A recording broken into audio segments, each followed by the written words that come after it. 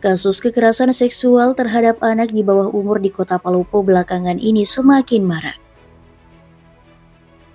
Baru-baru ini sebuah insiden kekerasan seksual terjadi pada seorang siswi sekolah menengah pertama yang diduga dilakukan oleh rekan sebayanya.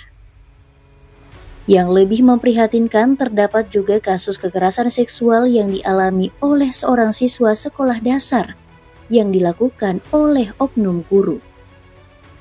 Kasus ini semakin memperpanjang daftar kekerasan seksual terhadap anak di Kota Palopo. Untuk tahun 2025, Dinas Pemberdayaan Perempuan dan Anak Kota Palopo mencatat 11 kasus yang ditangani.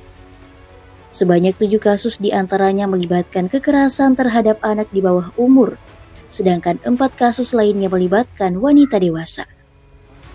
Adapun rinciannya, penelantaran anak sebanyak 3 kasus, persetubuhan 3 kasus, perundungan atau bullying 4 kasus, dan 1 kasus kekerasan dalam rumah tangga.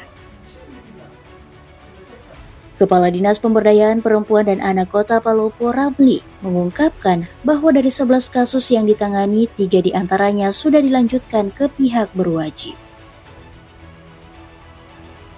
Pihaknya juga memberikan pendampingan kepada korban hingga proses hukum selesai, bahkan termasuk pendampingan dalam pemenuhan hak hidup korban. Ramli menambahkan pihaknya terus gencar melakukan sosialisasi dengan menyasar sekolah tingkat pertama, tingkat atas, perguruan tinggi dan masyarakat umum untuk menunjukkan bahwa Dinas Pemberdayaan Perempuan dan Anak Kota Palopo hadir memberikan pendampingan dan menangani kasus kekerasan terhadap anak dan perempuan.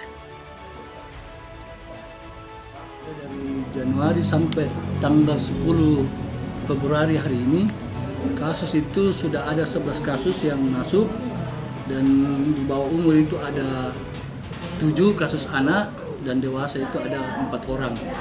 Nah, lalu kemudian ada beberapa kasus yang sudah ditangani oleh Polres dan Kapolres secara hukum, lalu kemudian kami tetap melakukan pendampingan ke pihak korban sampai nanti persoalan ranah hukumnya itu selesai di pengadilan.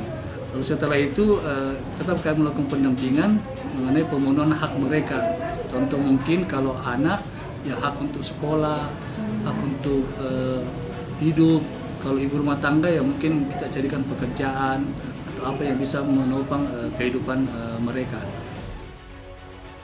Dari Kota Palopo, Nada Gabrilia, Seruya TV mengabarkan.